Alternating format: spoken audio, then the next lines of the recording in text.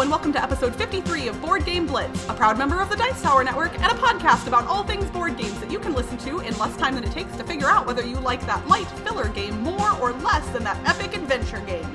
Board Game Blitz is sponsored by Gray Fox Games. This week, we are talking about lists. First, we discuss a couple games we've played recently, like Tokyo Highway and Legacy of Dragonholt. Then, we talk about why everyone loves lists, and how a list of favorite games can be a valuable thing for board game content creators to make.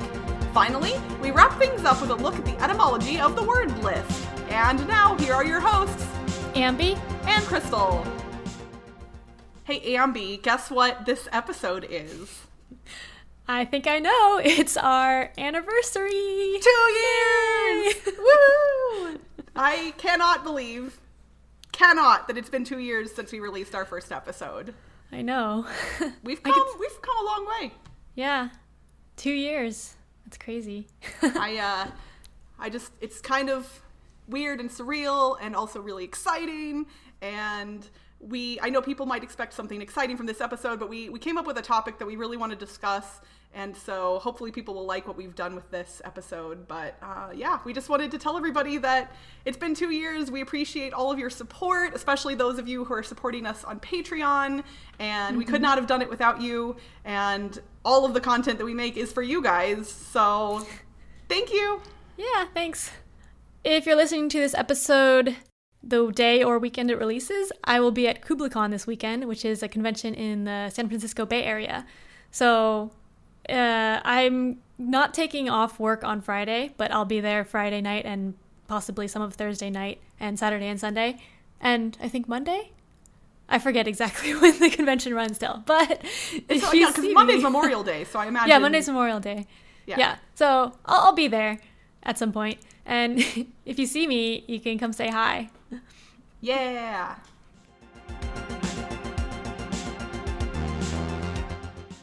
So recently I played Tokyo Highway, which is a game published in 2016, designed by Naotaka Shimamoto and Yoshiaki Tomioka, published by Eton.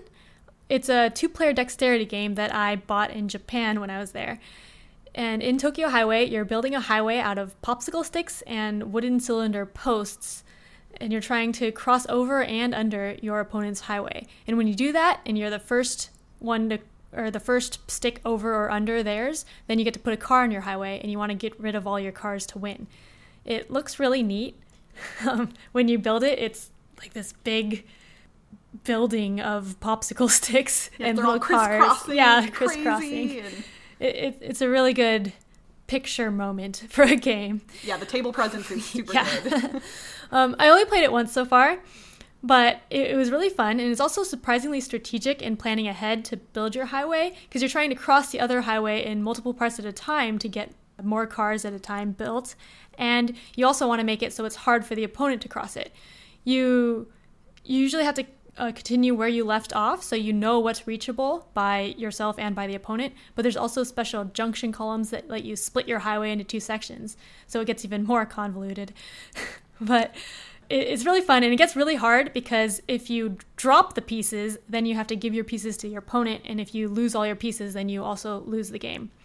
So I really enjoyed playing it, and I also thought it was cool because in the rule book, it talks about the history of the Tokyo Metropolitan Expressway, which is what Tokyo Highway, the game, is based off of. And I guess the Tokyo Highway is actually pretty convoluted. So the game is thematic in making convoluted highways. So this game is pretty difficult to get here in the United States. Yeah. Is that accurate? Yeah, I think so. I got it in Japan. It was difficult to get in Japan, too. So I found it in Kiwi Games in Osaka. And then I was looking for another copy for Eric from What's Eric Playing, and I was looking all throughout the stores in Tokyo that I went to, and they were all out of stock. But then I heard that maybe they have a new printing that they were in stock again a couple weeks ago, so I don't know the status of in stock or out of stock right now.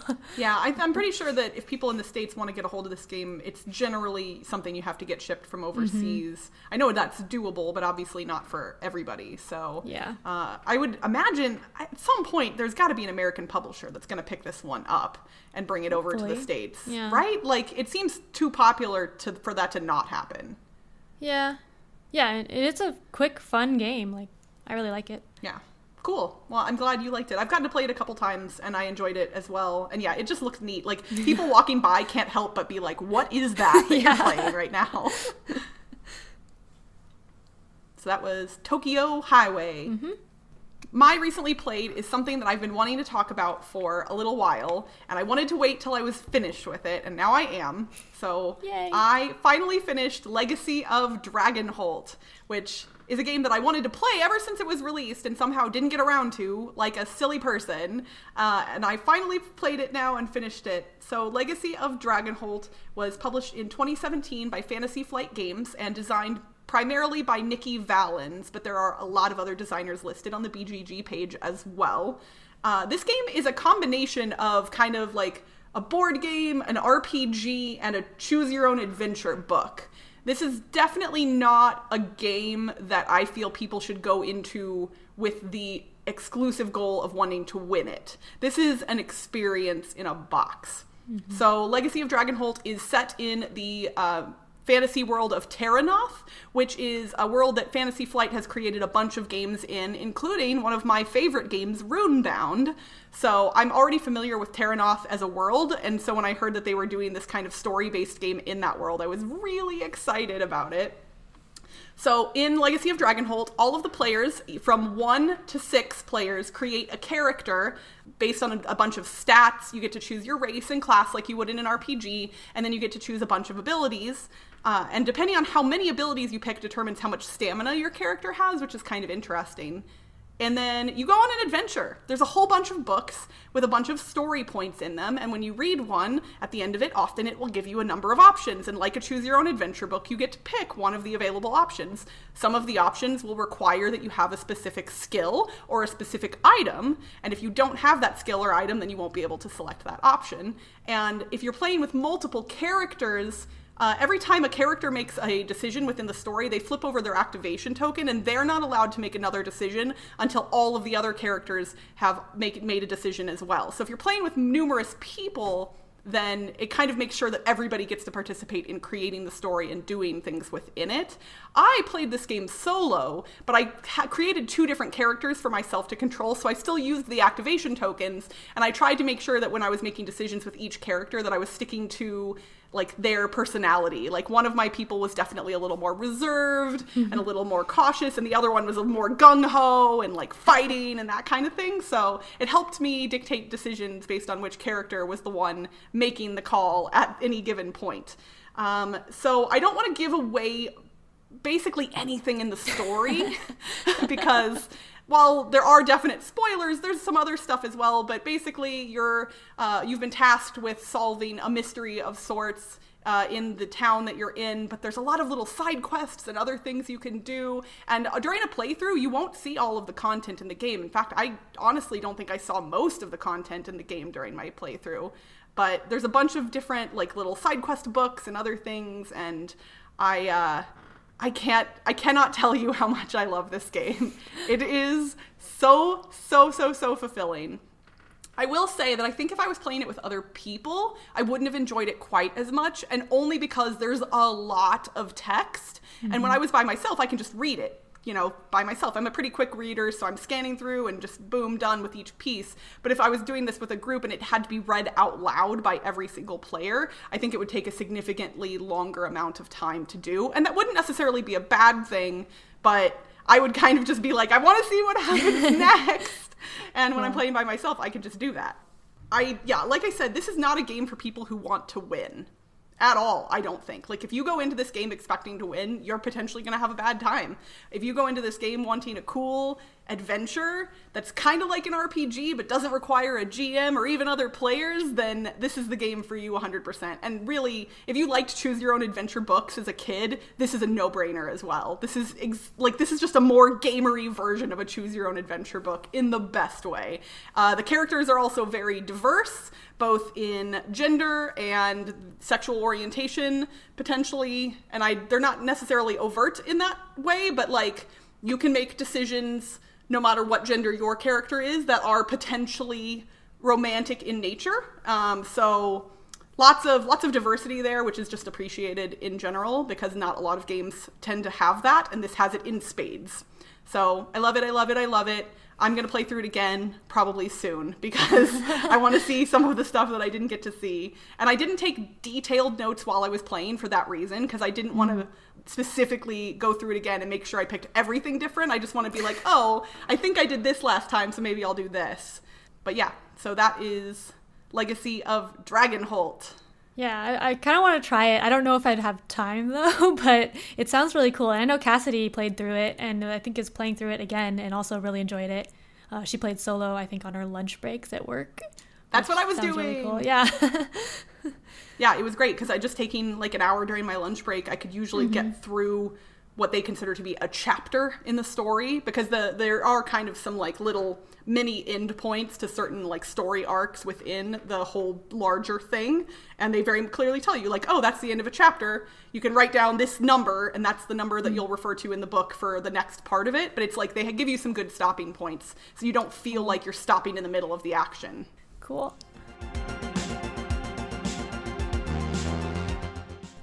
There is something that a lot of board game content creators do, and we have done a little bit in the past as well, and that is make lists.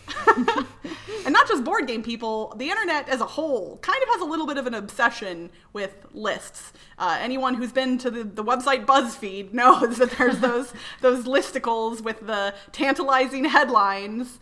But what's funny is people like to hate on, sites like BuzzFeed and other things, but there are actual psychological reasons why people love lists. So maybe BuzzFeed was just ahead of the rest of us? Well, I know I like lists because they're really easy to read or watch. They're very easily digestible. So if I see, top 10 things, I can just look at what the things are and then, okay, now I know. So it's really fast to consume. And there's actually some of the psychology relates to that in that people feel like they're often busier than they actually are. And that's not to say people are not busy, but we often think that we're busier than we really are because we're trying to multitask. And lists give you, you know exactly what you're getting into when you get into them. If they say top 10 whatevers, then I'm going to read a list of 10 things. You know when it's going to end. And so it's satisfying to do that, to get to the end of a thing that you knew you were going to get to the end of.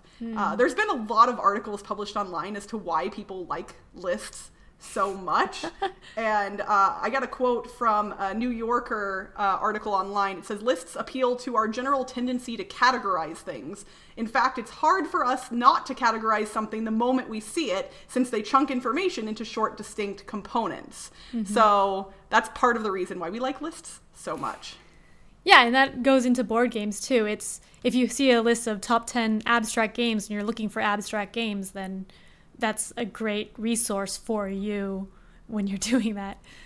Especially if said list is created by a content creator that you're already at least a little familiar with. So if I'm looking at the Dice Tower's YouTube channel and I know that I like a lot of the games that Z Garcia likes already, and he puts out a list of top 10 abstract games, like you just mentioned, I might be like, oh, well, I don't usually play a lot of abstract games, but I like the same stuff Z does. So it gives me a really good touch point. I could be like, oh, well, if he likes those games, then I probably do too, or at least some of them. And I think it gives you a way to connect with content creators and also find something comparable between you. So oh, it's neat to know that other people like this thing that I like also. Yeah. So this is a little long, but in that same New Yorker article, there was a really interesting thing. So I'm going to read a quote from it again. In 2011, the psychologists Claude Messner and Michaela Wonk investigated what, if anything, could alleviate the so-called paradox of choice, the phenomenon that the more information and options we have, the worse we feel. They concluded that we feel better when the amount of conscious work we have to do in order to process something is reduced. The faster we decide on something, whether it's what we're going to eat or what we're going to read, the happier we become. So within the context of a web page or a Facebook stream, or in our case, a list of board games, with many choices, a list is an easy pick because it promises a definite ending. We think we know what we're in for, and the certainty of that is both alluring and reassuring. The more we know about something, including precisely how much time it will consume, the greater the chance that we'll commit to it. The process is self-reinforcing. We recall with pleasure that we were able to complete the task of reading the list instead of leaving it undone, and that satisfaction in turn makes us more likely to click on lists again, even the ones that we hate read. And I thought that was an interesting little thing at the end of that quote there. Like, we do, a lot of people like to hate on lists, but there's reasons why we like them. It's not like, it's psychology, people. Our brains like lists. It's okay to like lists. I'm gonna create a campaign, lists for everyone. Like, it's not a bad thing to like a list. Yeah, that's interesting. Actually, well, if people like lists so much, Ambie, I mean, we figured that out, right? People like lists. Maybe, since it is our 2-year anniversary, that's 2 years of board game content we've been making. That's a long time, right? Mm-hmm. Do you think the people deserve a list from us? Yeah, we could do another one, because we did have like a couple of lists before, and people were always asking for more. I mean, yeah, we've done some top 10s, but I'm thinking we go bigger this time. Yeah. So, I guess now is the appropriate time to announce that as of today, we are officially releasing in video form our top 100 games of all time. Yay! Totally spontaneously. Yes, we just decided it right now, and yet somehow the videos will start appearing today like magic. Obviously, we've been working on this for a little while, but we figured this topic would kind of lend itself to the fact that we've done this, and we're going to release a video also today that talks about how we, like, our process and how we got into it and what we've been doing to create them. And then the first 10 of each of our videos will release today as well. And then we'll be releasing the videos. I don't know if we've decided on what timeline we yet. haven't decided yet. Well, you'll be seeing more videos coming very soon. They're made already. They're done. It's just a matter of when we want to put them out. We don't want to overwhelm you all. We're definitely not putting them all out today. But yeah, our 100 through 90, we each did 100 through 11, we each did individual groups of 10 on our own. And then our top 10 through 1, we actually recorded together. So we could discuss and, like, talk about our top 10 picks. So it was really, really fun for us to make, and it was a huge project. Oh my gosh, props to all of the other content creators that have done this already. It's so much work. Making lists is hard. It is. And especially, like, for me, like, I haven't done a ton of video editing in a long time, so getting back into that was a little bit of a thing for me. But it was fun to do, and hopefully people like it. So, Ambie, what kind of process did you go through when you were creating your top 100 list? I started logging plays in 2013 on Board Game Geek. And so I looked through those plays, and I think I had like 600 to 700 different games logged. And I looked at that and I was like, I'm not going to look through all of those. So I decided to filter to games that I've played at least 2 times, which got it down to like 240 games or something. That means that a lot of the escape room games and games that I've just tried out and don't own will not make it on the list because I've only played those once. But so I filtered to 2 games or 2 plays, and then I looked at all those and just did a quick ranking based on my feeling of the game from 1 to 5, where 1 is the best and 5 is the worst. And it turned out that the 1s through 3s was about 120 games. So I'm like, oh, okay, that's a good amount. And then I put that in. PubMeeple.com has a board game ranking engine where you put a list of games in, and then it gives you 2 at a time, and you click which one's better. And it keeps doing that until they're all ranked. So I did that. with my filtered out list. What about you? So I only started tracking my plays at the beginning of 2017, as our listeners know, because it was my New Year's resolution for 2017, and I've continued it in 2018. So I've been tracking all of my plays since January of 2017, but that obviously is not representative of all of the board games I've played since I've been playing modern games since 2007. I kind of wish that I had started logging sooner. And it's funny because people make fun of me for logging my plays, but when it comes to making a list like this, holy moly, is it helpful. It is. So I used what board games I had logged along with my personal collection, along with my, oh gosh, poor memory of other things.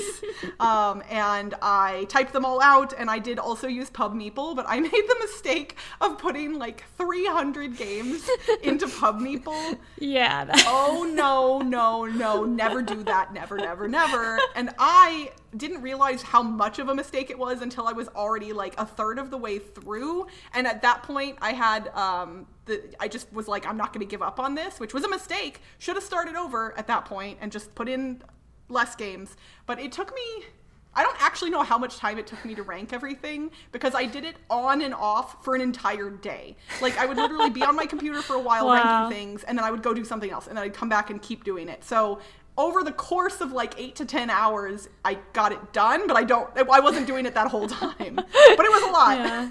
So then I took, the top 100 that it gave me, and I actually switched out a couple after the fact because I realized, like there was some stuff that I wanted to mess with. And then I actually did the rankings a little bit before I started making my videos, and I played a couple new things like Legacy of Dragonholt after I made the list, and that one had to be on the list. So I had to shuffle some things around for that. It's funny though, because I think you and I both struggled with, like, it's weird. Our lists in the grand scheme of life mean nothing, really. They don't. Like me saying this is my 27th favorite game of all time, it doesn't mean anything, but yet it feels like such a concrete thing that like we've been stressing about which games we put on the list, and this game's ahead of that game, and oh no, are people going to judge me for putting this game on the list? And it's so weird, but I feel like other people probably go through similar feelings when they create theirs. Yeah. I'm usually really bad at picking favorites and ranking things, so I actually had to have Toby for the PubMeeple step watching me and helping me, because otherwise I would just be like, I don't know, for 10 minutes or something, and he's like, just pick one now. So that's a loving husband that can force you to make a decision. Yeah, the ranking coach. The ranking coach. That's a good title. Yeah. But I did notice that some games that I think of similarly ended up next to each other just because of the way I was thinking of it at the time when I was clicking on the things. And then probably if I did it the next day, it would be ranked differently. So, yeah. That kind of happened with me as well. Like I have like games of a particular type that kind of showed up in similar areas of my list. Like there were a couple push your luck games that kind of ended up near each other and some other things like that. So that to me makes me feel like the list is pretty genuine in that regard, because obviously if that's a style of game I like, but I don't like it more or less than particular things, like it makes sense for those games to show up near each other. But I guess our caveat is that obviously this list is for one moment in time and is subject to change, and probably has already changed since we made them. So we hope nobody freaks out over what games are or aren't on our list. Oh, that's another thing. I'm almost positive I've forgotten at least a couple. Like because of my lack of tracking, I know that there's got to be at least a couple games that I played prior to 2017 that maybe just haven't come back into my rotation in that time, that I've just spaced off and forgotten. So, also, TI4 is not on my list, and I don't want Roy Canada to freak out. But like I've only played it once, and I don't feel like I know it well enough yet. So that's how I didn't make the list. It's not because I don't like it, but I know people are going to be like, wait, where's TI?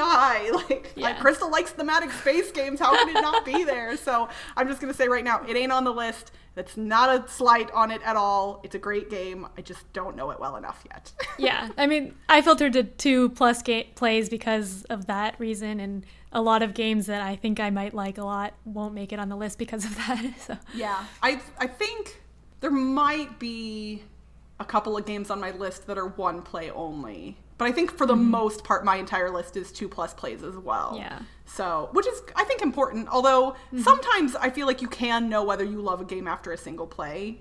Some people say that that's not true, but I don't believe that. I think you might not understand its complete depth after a single play, but generally, like, I know, for the most part, how much I like a thing after a single play. Not always, but a lot of the time. Yeah, but then it might change over time, and then it's like... That's true. But, yeah. So hopefully everybody doesn't judge us too harshly, and hopefully they find them fun to watch. We had fun making them, even though it was a lot of work. So I guess that's our surprise for our 2-year anniversary, that we've been talking. Yeah, we've been talking up the fact that we were doing something for quite some time, but we really haven't told anybody that we were doing it. And also, I'm bad at keeping secrets, so I'm glad that I was able to not spill the beans to our, like, Patreon Slack channel or anything, because I want to tell them everything, but in this case, I wanted to keep it a surprise.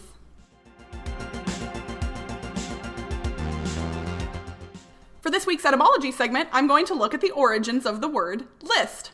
The English noun list, meaning catalog consisting of names in a row or series, originated in the 16th century and came from the late 13th century Middle English word list, spelled with an E at the end, which meant border, edging, or stripe.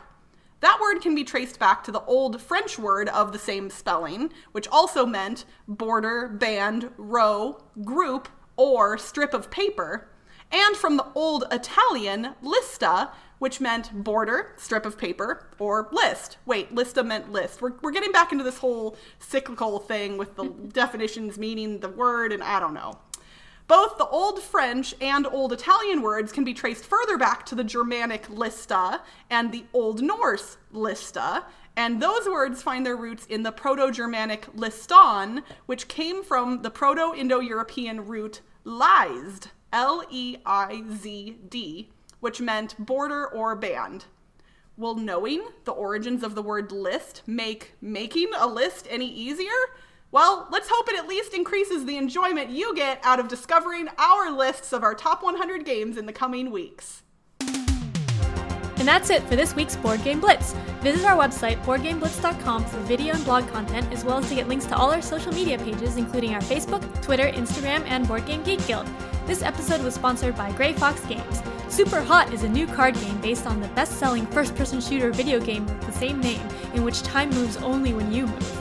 Super Hot's unique game mechanisms have been ported over to the tabletop, and the game is available today from Gray Fox Games.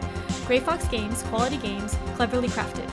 If you're enjoying the podcast and want to show us a little love, you can become a patron for as little as $1 a month. Just head to patreon.com/boardgameblitz. Our patrons get a lot of benefits, including access to our private Slack channel where you can chat with us directly anytime.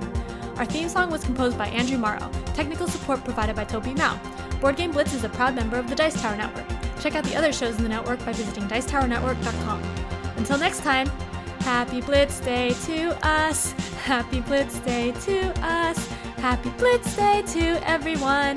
Happy Blitz Day to us! Bye, everyone! Bye!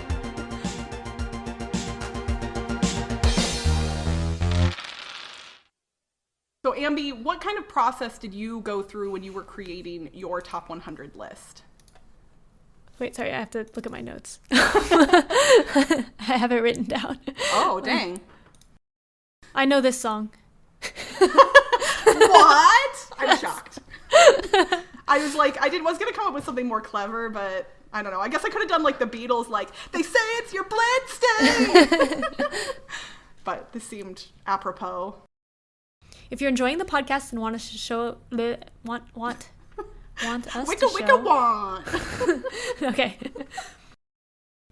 Okay, so at the end of our last episode, we gave out an alliterative clue that we wanted everybody to guess, and we got quite a few guesses in through various channels, and we got some very interesting incorrect guesses. Well, I wouldn't say very interesting, but we got some incorrect guesses as well as some correct ones. Yeah, so the clue last time was retheming a Matt Leacock co-op game for frantic black and white animals. And so some of the guesses we got that weren't quite right were Panicked Penguin Pandemic, and Pandemonium Panda Pandemic. put those together. And Yeah, I said they're real close because answer. the correct answer was panicked panda pandemic. So we did have some people guess that. So congratulations to you if you guessed right. Obviously this is silly and not, doesn't mean anything, but let's give you another one and see how y'all do. So for this coming week, we want you to re-theme a classic roll and move game for enormous city destroying primates. Good luck, everyone.